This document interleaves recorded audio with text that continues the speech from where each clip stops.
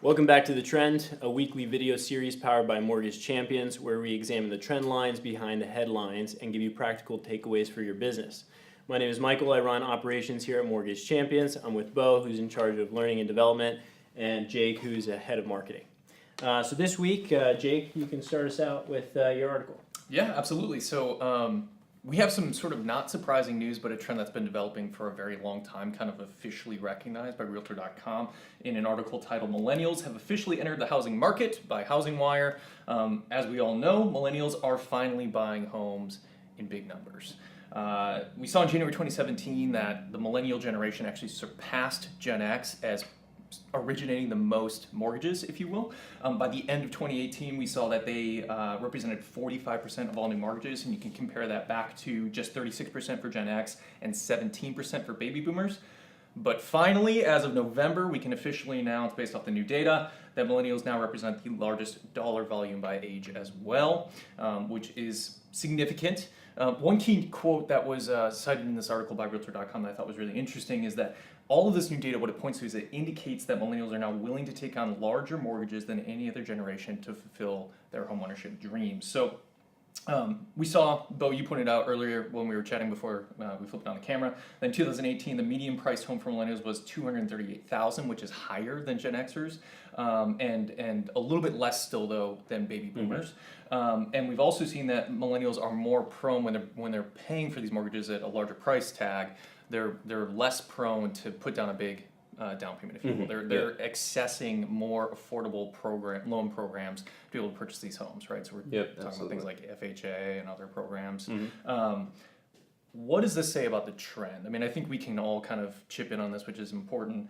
Millennials are now obviously the largest demographic, so I think that has takeaways for the loan officer about how you approach them in your sales pitch. I think it also has takeaways for lenders in how you market and bring people into your pipeline, right? Absolutely. So a couple key things as a loan officer, how do you start to transition, if you haven't already, transition your sales pitch to be millennial friendly? I think first and foremost, you have to understand the millennial lingo. We speak a little bit differently, right? But how would you put it? I mean, it's not salesy. More colloquial. Yeah. Simple, I guess. Yeah. Okay. Straightforward. Yeah. So, maybe even just defining terms, right? I mean, I think maybe exactly. It's a less educated borrower to some extent.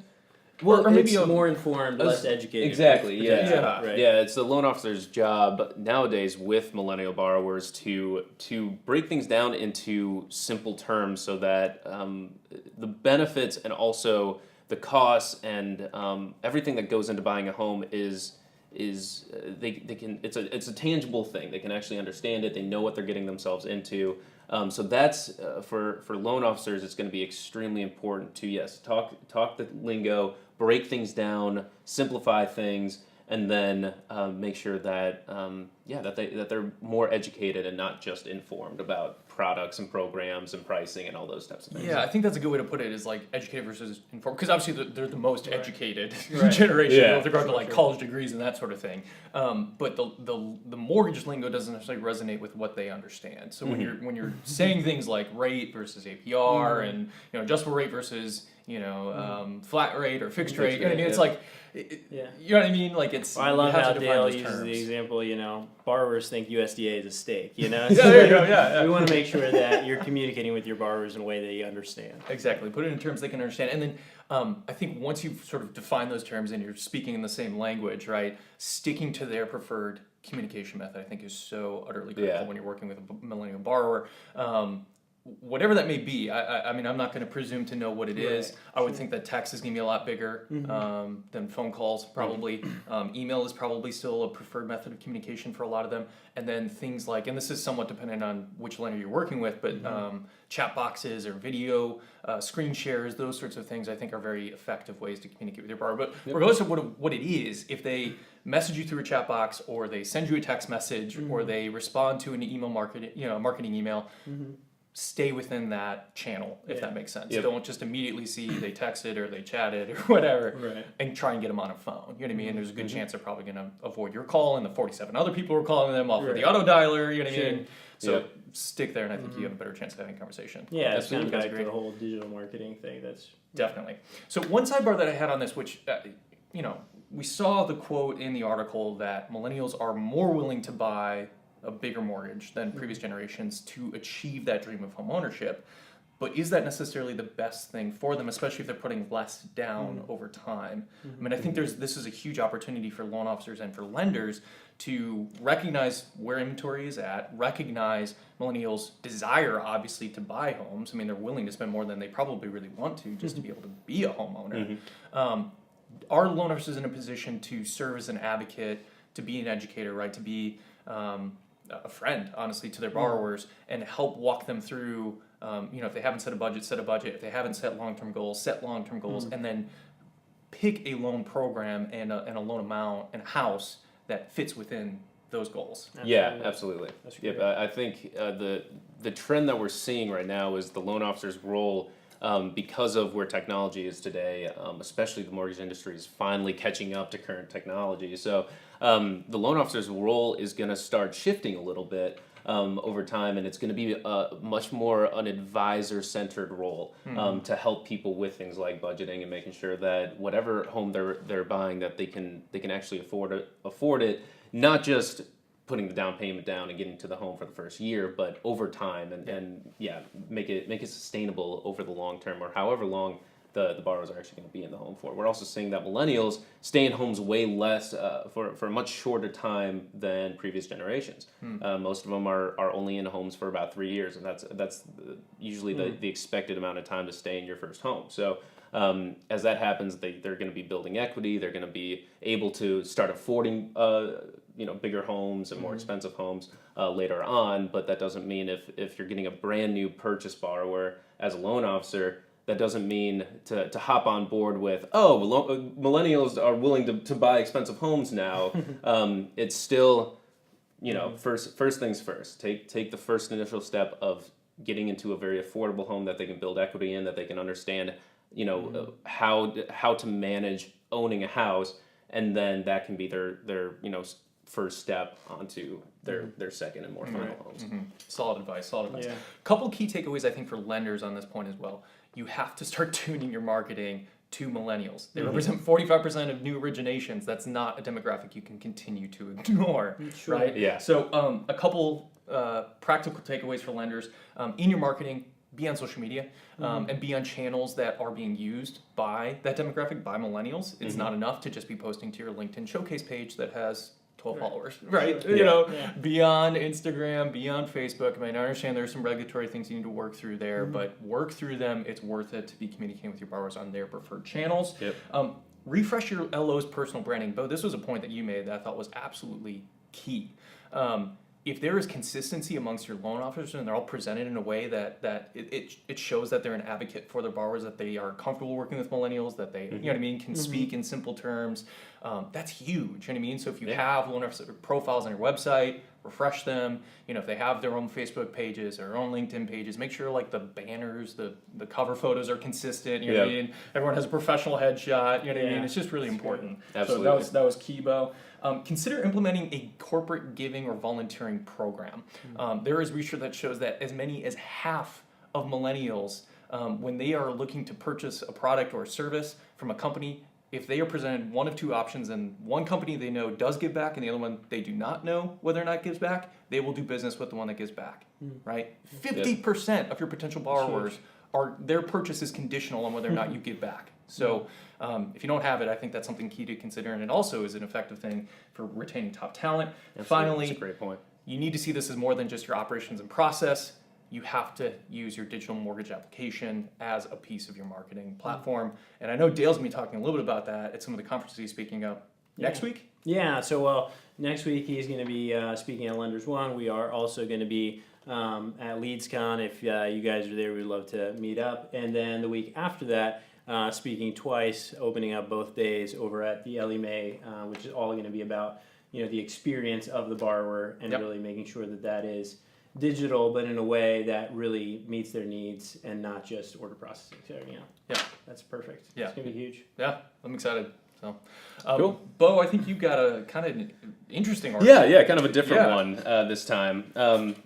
And I would actually love to know your guys' thoughts on this, if this is actually going to be a trend going forward. So this is an article from Housing Wire. I've seen actually a few other articles over the past few months, going back to last summer when these talks were starting. But the title of the article is "Are Zero Energy Homes the New Wave in Housing?" So it's talking about the U.S. Department of Energy's new report that came out that estimated that roughly 39% of all energy consumption in the country was in the residential or commercial sectors. So California was a state that saw this, and they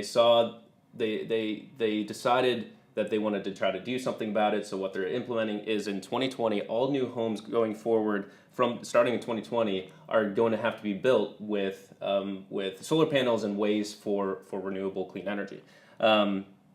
And especially after witnessing a lot of the major natural disasters within just the past few years, the wildfires in California and then all the floods, people today are just becoming a lot more environmentally conscious as well. So they're picking up on that trend and trying to move it into the housing market. So California, like I said, is the leading state in that. In December, they instituted the new law that requires not just newly constructed homes, but also residential buildings that are up to 3 stories high, that they be built with solar panels.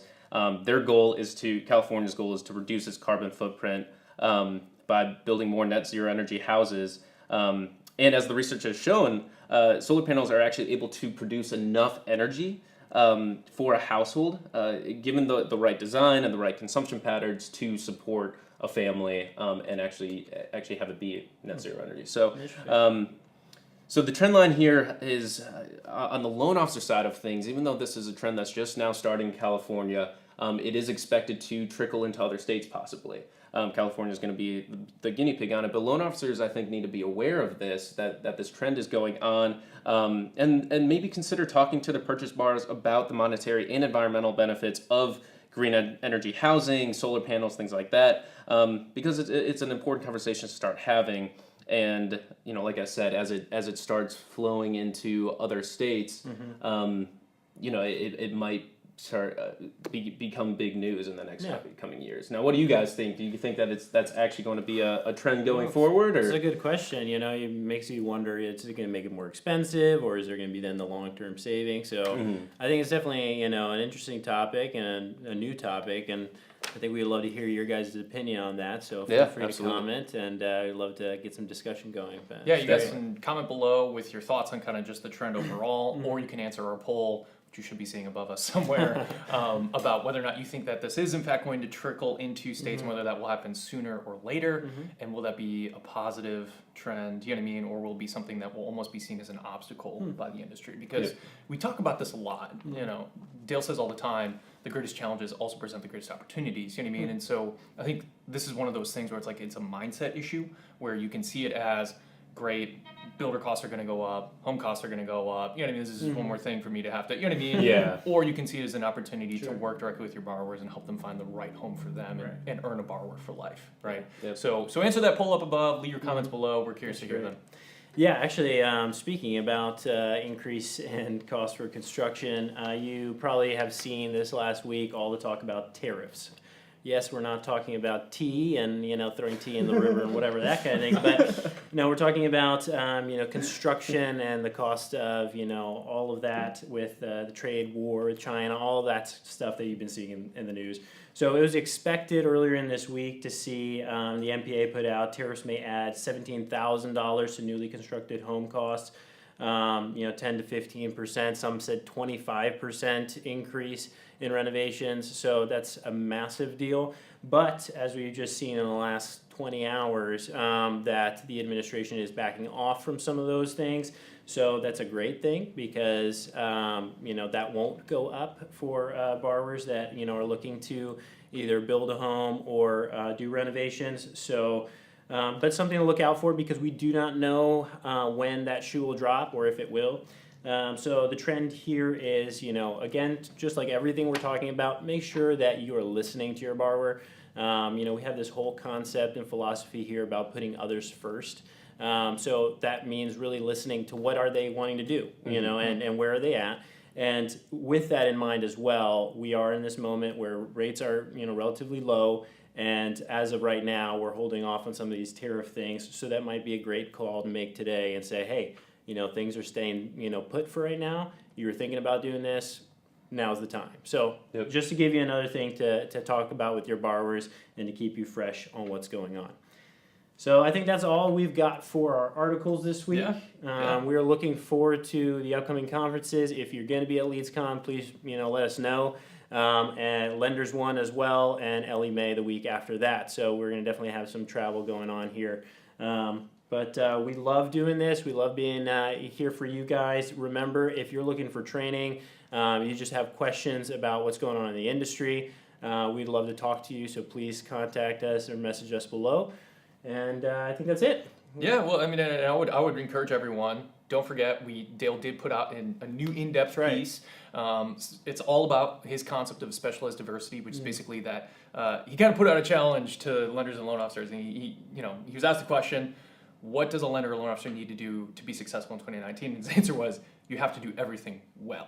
And so easy. Yeah, right. Yeah, easy. So it's kind of funny that the article's really good. He kind of gets into, okay, well, yeah, I know that sounds oxymoronic, I mean, on the surface, but what he's saying is, you can't do every single thing well. You know what I mean? Everything that you choose to do, you have to do extremely well. And so what you choose to do needs to be based on your unique mission, your unique vision for your company, and then also your unique advantage, right? If you're a boutique lender, that's going to be different than if you're just trying to serve everybody and you're a mass marketer.